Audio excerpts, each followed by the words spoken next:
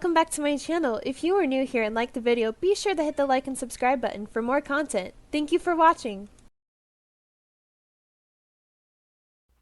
Hello everybody, welcome back to the second part. If you have not seen the first part, I will put the link in the description so that this makes a bit more sense. So I'm aware that last part was just like, how in the world is this hurt comfort? Don't worry, we are about to get to the comfort part. Sorta, after a lot more drama. I will not hold you guys up any longer, so let's go ahead and get to it. Why are you always sticking your nose into my business? There it was again. That vicious glare that Osamu carried just as he did years ago, except this time his glare was more hollow and had less of resolve. Samu, I promise I'm trying to help. You don't have to do this alone. I don't need your help, Suna. I didn't back then, and I sure as hell don't need it now.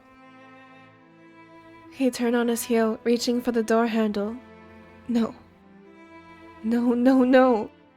It's happening all over again. Suna will have to be dead to let the same thing occur again. A pointless argument costing him years of Osamu's life. That beautiful boy's heart dimmed into the darkest shade of red, where even light feared to cross.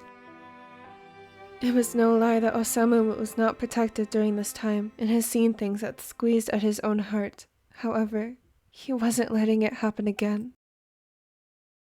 Suna ran ahead, shutting the door and blocking it from the former spiker's reach. Move, Suna. I'm not moving. The boy only groaned in response. Okay, what's it gonna take to get you to let me go? Hell might need to freeze over for that to happen.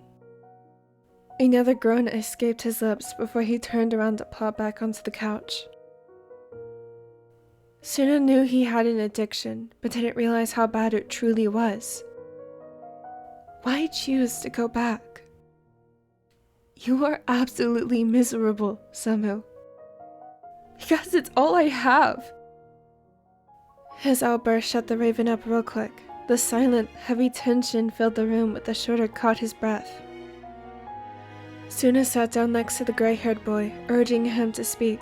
Nothing will be restored if all they do is throw hateful words at each other. They knew that all too well firsthand, nearly 5 years ago. You know, I never knew what I wanted to do with my life. I'd look at Atsumu, and he seemed to have it all figured out. It was the same for you, and everyone else on the team. Sumu went to continue playing volleyball along with Sakusa, Eden, and even you. Keita-san even has his own farm. He sucked in a shaky huff of air, his fingers finding their way to the hem of his shirt. You all had it figured out, and I didn't. I got left behind. I didn't. Finally looking up, Osamu looked over at the taller who looked at him with nothing but pure kindness. What? I never knew what to do after high school. I guess you could say my career choice was rather spontaneous. He nodded his head, but couldn't shake the ache growing in his chest. It was no lie that he had a slight crush on the middle blocker back in high school. He was even sure that the feeling was mutual, yet never knew why neither of them had the courage to go beyond friendship. They could have been so much more. Lovers, even soulmates. They could have taken on the whole world together. They were highly capable of doing so since their chemistry clashed so well. Nothing more can be said on their story than that they were simply the right people for each other, yet found each other at the wrong points of their lives. Maybe later down their story, they really could be something more. Why did you do it? I wanted to keep my promise, so that you could always find me. Being famous was the easiest way of being known, so that even the most oblivious person would know of his existence. Osamu, it's okay. We all forgive you. Come back to us. He wanted to. He wanted to go back. So badly. He yearns for it so much that that's why he turned to drinking in the first place, not when Haruki first showed his true colors. I can't. You can't. You just won't. Osamu bit his lip, finding the familiar yet annoying burn behind his eyes. You don't have to be afraid. Not from anyone, not even him. We can protect you. It's not it. Then what is it? Even though Osamu had an edge to his voice, Suna gave him nothing but patience and time. I'm an addict, Suna. There is no going back for me. You don't know if you don't try.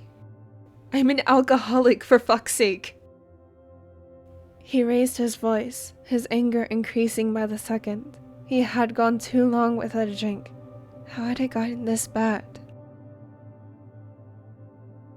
He started laughing at the pure irony of everything. You know, I used to really enjoy cooking. He loved seeing the goofy face his twin would give him after setting a plate of fresh food on the table and watching the way he would practically inhale it. Now he could barely manage making a packet ramen. I always wondered what it would be like running my own shop. Maybe that's what I wanted to do, but I got scared. Do you still want it? The latter blinked. He never gave that idea a thought. It was nothing but a wild dream. It's too late for me, isn't it? He laughed with no humor behind it. He lost so much time. What was the point? Samu. Suna grabbed a hold of his hand, not giving a care in the world that they were practically strangers with dark memories. Let it be 5, 10, 20, even 50 years. It's never too late. Suna knew his wall was breaking at a rapid rate and was close to reasoning with him. At this rate, by miracle, he might just get through to him. Suna. There was a different emotion that seeped into his voice the latter had never even imagined possible to come from him. It hurt like hell. It felt like someone had stomped on his heart. It seemed like the further he got into Osamu's front, the more he realized the brunt of the trauma he was knee-deep in. Haruki. I can't. His voice cracked. Even though he couldn't bring himself to verbally admit it. I still love him. The negative feelings only doubled, realizing after reuniting with Suna that he never truly got over him. Rin was the most beautiful thing in this life he could never have. He hurts you. I know. His hand reached up at his bandage, gently grazing it, feeling the familiar throb in his jaw where he got kicked the night prior. I know. He repeated once more, but there was only silence following long after. He was surprisingly able to get away. The only difference was the promise of coming back later. Osamu trudged on towards his home, feeling weird walking down the sidewalk in a sober state. He'd at least be tipsy, so the lack of moving figures felt odd, almost foreign. He was also grateful for the use of a shower. He didn't know the last time he had one. However, the walk was just what he needed. It gave him time to think and process what had happened in the last eventful 24 hours, and for once, it wasn't the thoughts that led him to reach for another glass. It was genuine thinking. Could he follow Suna's advice and go back to school? The thought sent chills up his spine even though the sun was generous enough to shine down upon him. It was as if for the first time in 5 years, he's seen the sun. He knew that the sun was there, and even on unbearable hot days in summer, but this This was the first time he truly felt the sun. He'd been walking aimlessly in the dark for so long. If a truck had come and tore him down, he wouldn't have minded it. It would have been as simple as accepting it, like all the other obstacles, like getting out of bed. Even if it meant dying. He wasn't just surviving. He was living. He needed to talk to Haruki. To clear everything up, he couldn't keep doing this to himself. The more he did, the farther he fell. It was about time he stopped free-falling and learned to fly. He held his hand up at the door, softly knocking. Usually he'd just barge in a drunken state, but it was different. Everything was different. It didn't take long for the door to swing open and that glare stare back at him, yet Atsumu could do nothing but stare at him with kind eyes. What? No drinks? Maybe his own existence is what brought Haruki down with him. He was once such a kind boy, and they made each other happy. He couldn't help but feel a twinge of guilt. I've come to talk to you. I think it's long overdue. Haruki raised his eyebrow, yet took a step back to allow the latter to walk in their once loving home. The shoulder threw a bottle of water that hit the former spiker's chest. He kindly accepted and set it aside on the couch. He looked over, spotting a photo framed. It was a picture of them whenever things were still okay. There was less shouting, less hitting, less hate. Just nothing but love, happiness, and smiles. So what the hell are you here for? Well, this is my home too. He laughed, trying to play it off as a joke, but the hard cold glare from the latter told him he made a mistake. But not anymore. He quickly added, only doubling the latter's confusion. What are you getting at? He seemed to pace the room, setting the latter on edge. Well, I meant I'm leaving. Just as quick as his confusion came, a new expression of fury replaced just as quickly. What the hell do you mean you're leaving? His voice rose in anger, just as Osamu stood up, grabbing a bag and started packing his stuff, which wasn't much to begin with. He left everything of value at his old home with Atsumu. What are you doing? Every time Osamu stuck something in his bag, Haruki would respond by taking it out and throwing it far from reach. Haruki, you know what has to happen. I won't accept it! He lashed out by grabbing the picture frame and throwing it at the ladder, forming a wound right at the brow, the picture falling to the ground and the glass shattered. This is what I mean. He wiped the blood trying to enter his eye, but gave up after the first couple of swipes. Realizing just how serious Osamu really was, Haruki's demeanor changed completely. Wait, please, I'm sorry. I didn't mean. He shut his lips, realizing how far he had fallen and how there was truly no way of saving what they had. He noticed the crimson red coming from the taller's eyebrow and the faint bruises still forming on his jaw from the night prior. He crept up towards the ladder, slowly, as if he were afraid of what he would do. I can change. Those words hurt more than Osamu thought possible. I love you, but I can't keep doing this. You had 5 years to change. 5. His voice cracked, and he hated himself for it. I know you never loved me, but No, let me speak. He was silent from there on. We were each other's rebounds, yet somehow I fell and you left me in the dust. You can't change merely because I would go against what you stand for and who you love, which isn't me. I waited for you. You can't just say you'll change now that I'm leaving. He walked over to his thrown clothes, tossing them into the bag. I still love you, which is why I wish the best for you. Find that person that makes you happy and loved. I just hope you don't treat them the same way you treated me. He zipped up his bag. Goodbye, Haruki. No. He looked close to tears, but Osamu gave him a tender smile. Take care. I found him. His usual monotone voice had a hint of happiness that he couldn't describe. It made his voice crack. He almost wanted to cry. You did? The older twin almost busted the latter's eardrums, but that meant nothing to any of them. He could hear a gasp, possibly coming from Sakusa. Anyone would think if someone were to drop everything and leave everyone, they'd at least keep in contact with their twin. This wasn't the case with Osamu.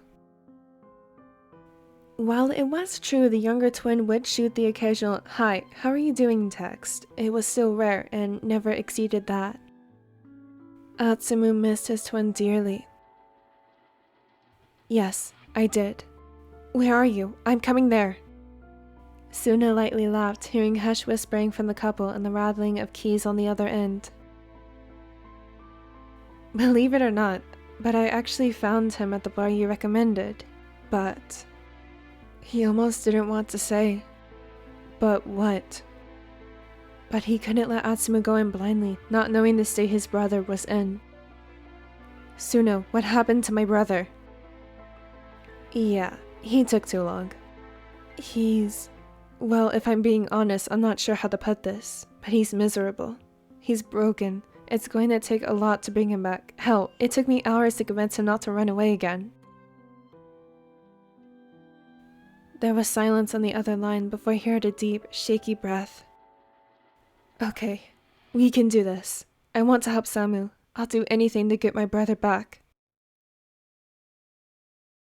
Shortly after the phone call, Osamu trudged into Suna's hotel room with yet another new injury. Out of worry, the Raven cupped the latter's cheek to inspect further on the cut on his eyebrow, not missing the slight coloration of red bloom across his cheeks. It's been done. He held up his bag, another symbolization that Haruki was no longer in the picture. While his love for Atsumu never died down, he was mainly relieved for the shorter to get out of that abusive home. He collapsed on the couch without another word and let his eyes shut. Is everything alright? There was a huff of air, sounding oddly enough like laughter. Yeah, I just need some rest.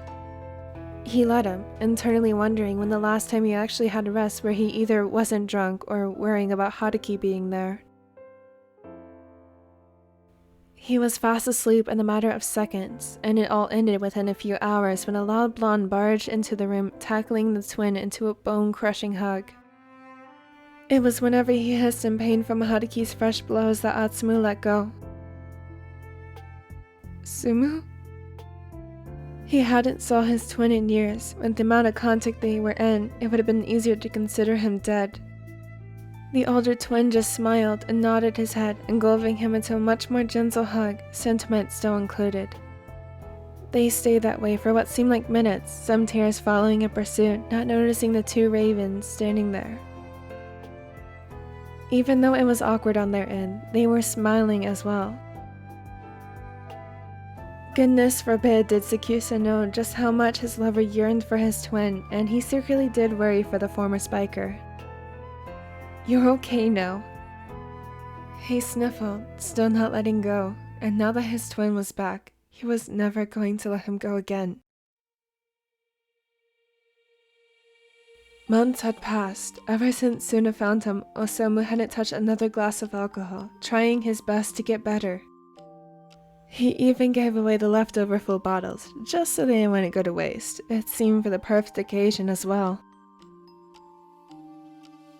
The engagement band, followed by his brother's squeals. It seems entering back into his twin's life couldn't have happened at a better time. He could have missed this. All of this. His own stupid thoughts tore him down and took him from everything, including his brother and... Suna. Gosh, this rehab period would have been a hell without Suna helping him every step of the way. He was generous enough to let him crash at his place until he finds his own place, which won't be anytime soon. He got back into cooking, and Suna helped with applying into college so he could start a fresh page and follow his once buried dreams. Everything was finally looking good. There was only one thing missing. He had been afraid to approach this topic given how Haruki had treated him, but he'd known the boy he fell in love with much longer. Hey, Suna? That still didn't mean he wasn't practically shaking in nerves. Yes, Atsumu? Do you need help with something? Well, no, not this time. He laughed a little bit, realizing how much he depended on him recently, and made a mental note to cook him a nice meal later. Well, do you remember high school, and how after we got an apartment? Yeah, where is this going? He set his pen down and turned away from the screen where he was taking notes for the next game. Well, I had actually planned on doing this before I left, so this is definitely long overdue. He hesitantly reached over for the latter's hand, finding the courage to feel the warmth of his hand in his own. A sharp intake of air escaped his lips. I think that I was certain what your answer would have been back then, but now I'm not so sure. He got onto both of his knees, sitting back on his thighs, never once breaking eye contact or letting go of his hands. Suna looked down with wide eyes from the chair. It took even longer this time, because I was scared, and you could stop me now or whenever, because now I feel like I'm just babbling, drawing out what I was originally going to say. Samu. Right. He drew in a deep breath. I love you. I have all of this time, since high school and even now. It only took me so much hurt to realize what me and he had was just an escape for both of us to avoid it all. I was hoping with everything that the sun shines down on that he would get me away from you and I wouldn't feel the way that I do. But nothing changed. If anything, I longed for you more. There are many things I'm not certain of, but my love for you, that will never change. The sudden confession caught the middle blocker off guard. He hadn't thought Atsumu would be so direct with what he felt, but this is exactly what he wanted. He was left utterly speechless, but the good way. He had nothing but dreams to fill the empty void in his heart to replace the moment he longed for. He had to noticeably pinch himself to assure him that this wasn't another dream. You love me? He asked in need of some clarification. More than the words can even shout through the horizon. Suna slid out of his chair, embracing the ladder, nuzzling into the crook of Osamu's neck. He hadn't smelt as foul as he did when he first found him. He was clean and, more importantly, okay. He was his. I love you. I was going to confess as well. His eyes widened. He meant before he had left. I'm sorry. Suna raised his head, staring into his lover's silver eyes before trailing to his lips that turned into a smirk. You can kiss me if that's what you were wanting. Not letting his blush be shown, he was quick to ruin the space between them, letting their lips dance into the night. There are 3 things that everyone just simply doesn't have the power and lacks the sight of. Each person possesses their own distinctive and unique list. Osamu had proven himself too cowardly to admit his own flaws aloud, even though he admits he'd be more at ease if he came clean. He recites the words, repeating it in his head to make up for his deafening silence, letting his eyes speak. He admits that he would never be able to see the stars up close, given that the distance is greater than his own patience. He'd never get to be bestowed any power, even one greater than the gods. And finally, he'd never find someone just as beautiful and kind as Suna in any lifetime. Yet, he found himself breaking the regulations he set for himself. He sees those sparkling stars in Rin's golden eyes. The power he inclined on him is one of love. But never, until the end of time, would he ever find someone to compete with his grace and beauty. He was given a second chance, and he sure as hell wasn't going to let it go to waste. He was going to live it to the fullest, with Suna every step of the way. Alright, so we finally got to the comfort part of the hurt comfort with a lot of hurt, but I hope you guys liked this because I feel quite proud of this work. I sure hope the trauma was worth it. Be sure to let me know what you guys think in the comments, and I may consider writing another possibly traumatic hurt comfort. These are quite fun. Thank you so much for watching. As always, if you'd like to be kept up to date, check out any of my social medias. I hope that you all have a wonderful day or evening.